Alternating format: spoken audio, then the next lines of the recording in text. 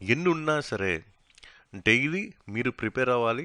Daily మీరు prelims point of వ్యూలో objective క్వశ్చన్స్ని ప్రాక్టీస్ చేయాలి. అలాగే మెయిన్స్ పాయింట్ ఆఫ్ వ్యూలో డిస్క్రిప్టివ్ ఫార్మాట్ ఉంటుంది కాబట్టి ఆన్సర్ రైటింగ్ మీద మీరు ఫోకస్ చేయాలి. ఇలాగా మీరు రేపన్న రోజు మీరు ఒక ఆఫీస్లో అయితే ఒక 8 గంటలు 9 గంటలు మీరు డ్యూటీ ఎలా చేస్తారో సిన్సియర్గా, సేమ్ అదే సిన్సియర్ ఎఫర్ట్ అండ్ టైం ఇక్కడ మీరు ప్రిపరేషన్లో పెట్టాలి. నేను ఆఫీసర్ అయిన తర్వాత అవన్నీ కూడా ఉంటాయి, ట్రైనింగ్ ఉంటుంది, ఆ తర్వాత నేను డ్యూటీ చేసుకుంటాను అని మీకు ఎలా ఉంటుందో సేమ్ అదే మైండ్ సెట్ అనేది ఇక్కడ మీరు తీసుకురండి. చాలామంది ఏంటి, నేను ఒక ఆస్పిరెంట్ని, నేను ప్రిపేర్ అవుతున్నాను, ఈ మైండ్ సెట్లో ఉంటున్నారు.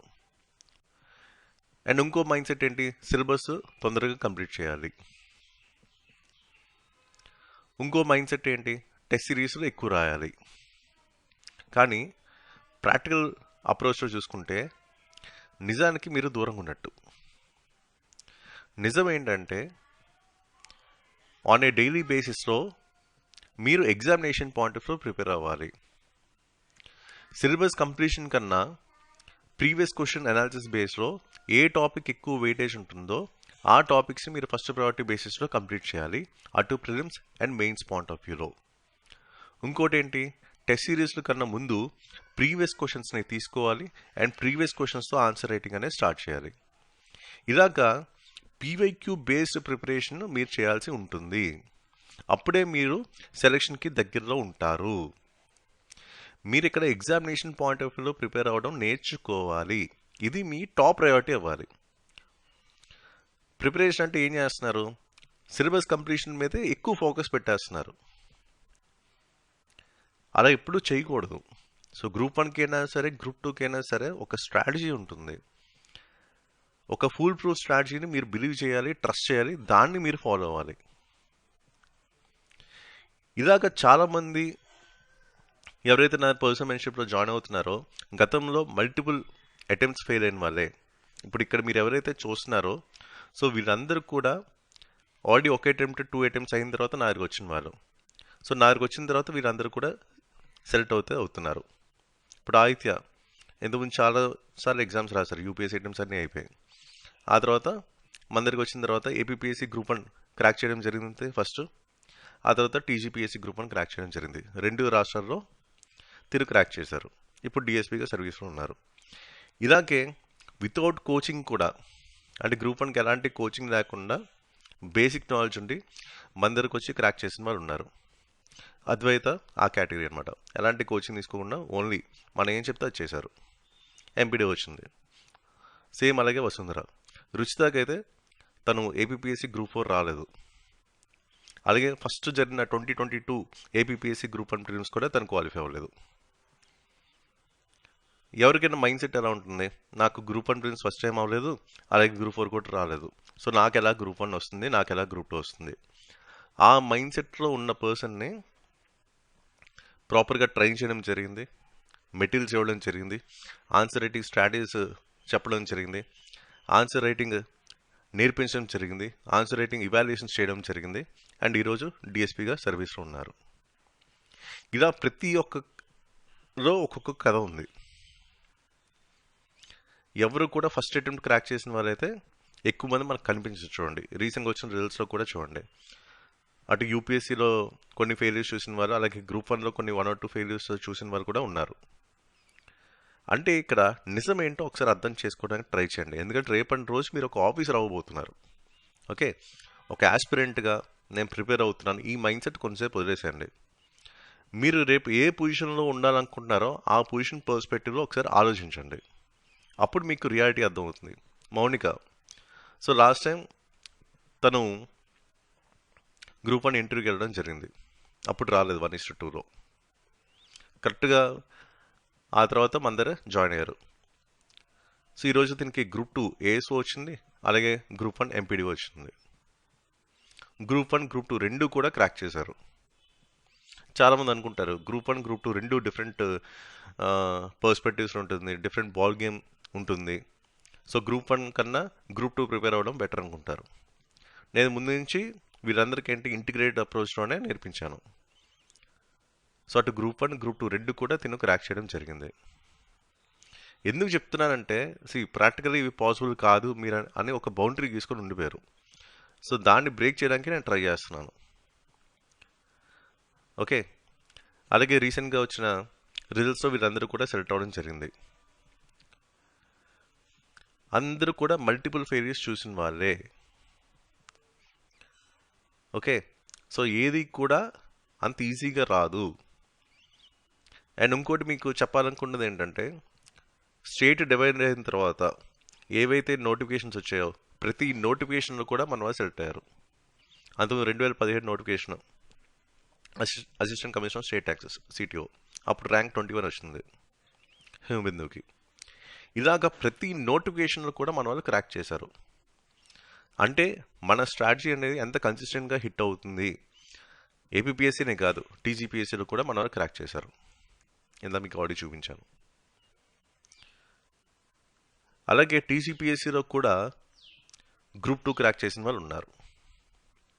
ఇక్కడ మన ఏపీపీఎస్సీలో కూడా గ్రూప్ 2 క్రాక్ చేసిన వాళ్ళు ఉన్నారు. అలాగే డిఫరెంట్ సర్వీసెస్ టీజీపీఎస్సీలో కూడా క్రాక్ చేసిన వాళ్ళు ఉన్నారు. ఇప్పుడు Advaita Gurukula DL TGPSC, Geetanjali extension ఆఫీసర్లో స్టేట్ ఫస్ట్ ర్యాంక్ వచ్చింది టీజీపీఎస్సీ, సాయి ప్రశాంత్ రెడ్డి డీటీ వచ్చింది టీజీపీఎస్సీ. ఇలాగా ఇటు ఏపీపీఎస్సీలోను అటు టీజీపీఎస్సీలో కూడా మన వాళ్ళు సెలెక్ట్ అవ్వడం జరిగింది. వీరందరూ కూడా అదే గ్రూప్ 1 కోసం జాయిన్ అయిన వాళ్ళే. సో ప్లాన్ బి కింద ఏ ఆపర్చునిటీ వదలకుండా ప్రతి ఎగ్జామ్ అటెంప్ట్ చేశారు, ఏదో ఒక సర్వీస్లో ఉన్నారు. మ్యాక్సిమం ఎవరైతే 100% నన్ను ట్రస్ట్ చేశారో, 100% నాతో చివరి దాకా ఉన్నారో, ఎగ్జామ్ ముందు రోజు వరకు నాతో ఎవరైతే చివరి వరకు ట్రావెల్ చేశారో వాళ్ళందరూ కూడా సెలెక్ట్ అయ్యారు. ఇదంతా ఏంటి, లాంగ్ టర్మ్ ప్రిపరేషన్ వల్ల అండ్ లాంగ్ టర్మ్ పర్సనల్గా ట్రైన్ చేయడం వల్ల. ఎంసీక్యూస్ని ఎలా సాల్వ్ చేయాలి, ఎంసీక్యూస్ని ఎలా డీకోడ్ చేయాలి, ప్రీవియస్ క్వశ్చన్స్ని ఎలాగ ఇంటర్లింక్ చేసుకోవాలి ప్రిపరేషన్లో, అలాగే మెయిన్స్ పాయింట్ ఆఫ్ వ్యూ ఎలా ఎడ్జ్ తీసుకోవాలి, ఎలా ఎక్స్ట్రా స్కోర్ తీసుకోవాలి, ఇలా ప్రతిదీ కూడా చెప్పి ట్రైన్ చేసి ఇవాల్యుయేషన్ చేయడం జరగడం వల్ల వీరందరూ కూడా మనకి సెలెక్ట్ అవ్వడం జరిగింది.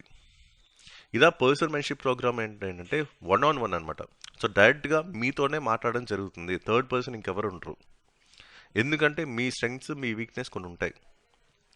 ఓకే, దాన్ని ప్రాపర్గా అనలైజ్ చేసి, ఇప్పుడు ఫర్ ఎగ్జాంపుల్ మీరు గ్రూప్ 2 రాశారు, 1:2 ఉన్నారు, మిస్ అయింది. లేకపోతే మెయిన్స్ రాశారు, మిస్ అయింది. ఎందుకు మిస్ అయింది? మళ్ళీ సేమ్ అదే క్వశ్చన్ పేపర్ మనం తీసుకుంటాం. ఏపీ హిస్టరీ మొత్తం అన్ని క్వశ్చన్స్ నా ముందు సాల్వ్ చేయాలి. మీరు ఎగ్జామ్లో ఎలా సాల్వ్ చేశారో ప్రతిదీ నాకు చెప్పాలి. అండ్ ఏ క్వశ్చన్ తప్పైంది, ఎందువల్ల తప్పైంది, దాన్ని ఎలా సాల్వ్ చేయొచ్చు, అండ్ క్వశ్చన్ అనేది ఎలా ఫ్రేమ్ చేశారు, ఏ పాయింట్ ఆఫ్ ఫ్రేమ్ చేశారు, ప్రీవియస్ క్వశ్చన్స్కి దానికి లింక్ ఏంటి, ఇలా ప్రతిదీ కూడా మనం మైన్యూట్ లెవెల్లో, మైక్రో లెవెల్లో ప్రతిదీ కూడా అనలైజ్ చేసి మీకు ఒక స్ట్రాటజీ ఇవ్వడం జరుగుతుంది. So question to question analysis అనమాట. ఫర్ ఎగ్జాంపుల్ గ్రూప్ 1 మెయిన్స్ మొన్న మీరు రాశారు, అది మిస్ అయింది. ఎందుకు మిస్ అయింది? మీరు ఎగ్జామ్లో ఎలా రాశారో సేమ్ అదే నాకు చెప్పాలి. అప్పుడు ఎక్కడ ప్రాబ్లం అయింది? ఇంట్రోలో ప్రాబ్లం అయిందా, లేకపోతే కంక్లూజన్ ప్రాబ్లం అయిందా, లేకపోతే బాడీ పార్ట్లో ప్రాబ్లం అయిందా, లేకపోతే వాల్యుయేషన్స్లో ప్రాబ్లం అయిందా, ఇలా మనం డీకోడ్ చేయొచ్చు. ఇలా ప్రతిదీ కూడా మీకు ఎక్కడైతే ఛాలెంజ్ ఉందో దాన్ని ఎలా ఓవర్కమ్ చేయాలి, దాని నుంచి పాజిటివ్గా స్కోర్ ఎలా పెంచుకోవాలి, రేపటి రోజు మీకు ఏ సర్వీస్ రావాలనేది మీ స్కోర్, మీ మార్కుల మీద డిపెండ్ అవుతుంది. సో ఇక్కడ మన ఫోకస్ అంతా కూడా మీరు ఎక్కువ మార్కులు ఎలా స్కోర్ చేయాలనే దాని మీద ఉంటుంది. ఎక్కువ మార్కులు కనుక స్కోర్ తెచ్చుకుంటే ఆటోమేటిక్గా మీకు కావాల్సిన సర్వీస్ మీ దగ్గర ఉంటుంది. అందరికీ గోల్ ఉంటుంది, డిప్యూటీ కలెక్టర్ అవ్వాలి, డిఎస్పీ అవ్వాలి, లేకపోతే డిప్యూటీ తహసీల్దార్ అవ్వాలి, సబ్ రిజిస్ట్రార్ అవ్వాలి, ఇలా ప్రతి ఒక్కరికి గోల్ ఉంటుంది. ఆ గోల్ రీచ్ అవ్వాలంటే మన దగ్గర ఎక్కువ మార్కులు ఉండాలి. అందరికన్నా టాప్ ర్యాంక్లో మనం ఉండాలి మెరిట్లో. ఇప్పుడు ఇదంతా రీచ్ అవ్వాలంటే, మీ గోల్ రీచ్ అవ్వాలంటే ఫస్ట్ కావాల్సిన మనకు మార్కులు. ఈ మార్కులు ఎలా స్కోర్ చేయాలని దాని మీద మీరు ఫోకస్ మిస్ అయిపోతుంది. ప్రిపరేషన్ మీద ఫోకస్ పెడుతున్నారు, సిలబస్ కంప్లీషన్ మీద ఫోకస్ పెడుతున్నారు, టెస్ట్ సిరీస్ మీద ఫోకస్ పెడుతున్నారు, కానీ మీ మిస్టేక్స్ని మీరు అనలైజ్ చేసుకుంటున్నారా లేదా? ప్రీవియస్ క్వశ్చన్స్ చేస్తున్నప్పుడు మీరు ఎలాంటి ఛాలెంజెస్ ఎదుర్కొంటున్నారు? ఎగ్జామినర్ మైండ్ సెట్ మీకు అర్థం అవుతుందా లేదా? క్వశ్చన్ ఎలా ఫ్రేమ్ చేస్తారు, దాని అర్థం ఏంటి, దాంట్లో ట్రాప్స్ ఎక్కడ ఉన్నాయి, దాన్ని ఎలా ఓవర్కమ్ చేయాలి, ఆ ట్రాప్ని ఎలా ఐడెంటిఫై చేయాలి, ఈ స్కిల్ మీరు నేర్చుకుంటున్నారా? అలాగే మెయిన్స్ పాయింట్ ఆఫ్ వ్యూలో చాలామంది చేసిన తప్పులు ఏంటంటే వాళ్ళు అడుగుతున్న ఒకటి, మీరు రాస్తుంది ఒకటి. రీసెంట్గా నా ఒకరు జాయిన్ అయ్యారు, గ్రూప్ 1 మెయిన్స్ 2 సార్లు రాశారు. ఎక్కడ ప్రాబ్లం అంటే క్వశ్చన్ ఒకటి అడుగుతున్నారు, వీళ్ళు రాసిందేమో మీరు తెలిసింది రాస్తున్నారు. అదే పెద్ద మిస్టేక్ అనమాట. ఇలా ప్రతిదీ కూడా మనం ఓవర్కమ్ చేయాల్సిన అవసరం అయితే ఉంది నెక్స్ట్ అప్కమింగ్ నోటిఫికేషన్కి. అది ఎప్పుడు వస్తుందో తెలియదు, ఎగ్జామ్ ఎప్పుడు జరుగుతుందో తెలియదు, ప్రిలిమ్స్ ఎప్పుడు ఉంటుంది, మెయిన్స్ ఎప్పుడు ఉంటుంది, ఎవరికి తెలియదు. ఎంత టైం బౌండ్ మెకానిజం ఎక్కడా లేదు స్టేట్ పీసీస్లో. ఫర్ ఎగ్జాంపుల్ ఇక్కడ కర్ణాటక అడ్మినిస్ట్రేటివ్ సర్వీసెస్ మేలో ఎగ్జామ్ అయింది. మీకు 1 month 42 days రిజల్ట్స్ ఇచ్చేసారు మెయిన్స్వి, అండ్ ఇంటర్వ్యూ కూడా వెంటనే కండక్ట్ చేశారు. ఇంకోటి ఇక్కడ షాకింగ్ థింగ్ అంటే కర్ణాటక పబ్లిక్ సర్వీస్ కమిషన్ ఇంతవరకు వాళ్ళకి రిజల్ట్స్ ఇవ్వలేదు మెయిన్స్వి. సో వాళ్ళ మీద మనది బెటరే కదా. ఇలా మనం చూడాలి, ఏదో ఒక పాజిటివ్ టర్న్ మనం చూడాలి. ఇలాగా మనకేంటంటే మెయిన్స్ పాయింట్ ఆఫ్ వ్యూలో మీకు ఏం కావాలో అన్నీ కూడా మీకు ఇవ్వడం జరుగుతుంది. ప్రతి స్లాట్లో ఏంటంటే కొన్ని ప్రాక్టీస్ సెషన్స్ అయితే మీకు కండక్ట్ చేస్తాను. అంటే ఎలా అంటే ఇప్పుడు ఒక క్వశ్చన్ తీసుకొని దాంట్లో డైరెక్టివ్ ఏంటి, డిమాండ్ ఆఫ్ ద క్వశ్చన్ ఏంటి, ఎగ్జామ్ కండిషన్స్లో మీరు కూర్చున్నప్పుడు ఎలా మనం బ్రెయిన్ స్టార్మ్ చేయాలి, ఆ స్కిల్ అనేది ఫస్ట్ సెషన్ నుంచి మీకు నేర్పిస్తాను. అలాగే మీకు ఆ ఒరిజినాలిటీ ఆఫ్ ఎక్స్ప్రెషన్ థాట్ ఉన్నట్టు మనం ఎలా చూపించాలి. చాలామంది ఏంటంటే బయట ఏదైతే మీరు టెస్ట్ సిరీస్లో రాస్తారో సేమ్ అదే బట్టి కొట్టి అక్కడ పడేస్తున్నారు. అది కాదు. సో మీకు ఆ ఒరిజినాలిటీ ఆఫ్ ఎక్స్ప్రెషన్ థాట్ ఉన్నట్టు మనం అక్కడ ఆ స్కిల్ని మనం చూపించాలి. అలాగే కీవర్డ్ సెంట్రిక్ అప్రోచ్, ఎందుకంటే మెయిన్ ఆ ట్రిగరింగ్ కీవర్డ్స్ ఏవైతే వాటి వల్ల మీకు ఎక్కువ మార్కులు వస్తాయి. అలాగే మీకు ఆ లాజికల్ అండ్ అనలిటికల్ ఎబిలిటీస్ ఉన్నట్టు, ఆ స్కిల్స్ ఉన్నట్టు మీ ఆన్సర్స్లో మనం చూపించాలి. అలాగే ఒక ఎఫెక్టివ్ కంక్లూజన్ ఎలాగా రాయాలి, ఒక ఎఫెక్టివ్ ఇంట్రో ఎలా రాయాలి, టైం మేనేజ్మెంట్ స్కిల్స్ మనం నేర్చుకోవాలి. అలాగే ప్రతి క్వశ్చన్లో మిగతా వాళ్ళకన్నా 1 నుంచి 2 మార్కులు ఎలా స్కోర్ చేయాలి. ఇలాగా ప్రతిదీ కూడా మనం ఫోకస్ చేయడం జరుగుతుంది. So prelims point of view మీకు ఏంటి స్టడీ మెటీరియల్స్ అన్నీ ఇస్తున్నాను, బ్లూ ప్రింట్ అనాలిసిస్ ఇస్తాను, ఎంసీక్యూస్ ఆల్రెడీ రికార్డ్ వీడియోస్ మీకు ఇస్తాను. అదే ప్రతి సెషన్లో మనం ఏంటి నా ముందు మీతో ఎంసీక్యూస్ అయితే సాల్వ్ చేపిస్తాను. అన్నీ కూడా ప్రీవియస్ క్వశ్చన్స్ అన్నీ కూడా ప్రాక్టీస్ సెషన్స్ ఉంటాయి. అలాగే బేసిక్ స్కిల్స్, ఎన్సీఆర్టీస్ని ఎలా చదవాలి ఎగ్జామినేషన్ పాయింట్ ఆఫ్ వ్యూలో, స్టాండ్ బుక్స్ని ఎలా చదవాలి, న్యూస్ పేపర్స్ ఎలా చదవాలి, న్యూస్ ఆన్ ఎయిర్ వెబ్సైట్ని ఎలా చూడాలి ప్రిలిమ్స్ పాయింట్ ఆఫ్ వ్యూలో, పిఐబిని ఎలా చూడాలి, ఎలా చదవాలి ప్రిలిమ్స్ పాయింట్ ఆఫ్ వ్యూలో. అలాగే మీరు ఎగ్జామ్ హాల్లో కూర్చున్నప్పుడు మీకు తెలియని క్వశ్చన్ ఉంటాయి, ఆ తెలియని క్వశ్చన్ ఎలా హ్యాండిల్ చేయాలి. ఇలా ప్రతిదీ కూడా ఆ స్కిల్స్ అనేవి మీకు నేర్పిస్తాను.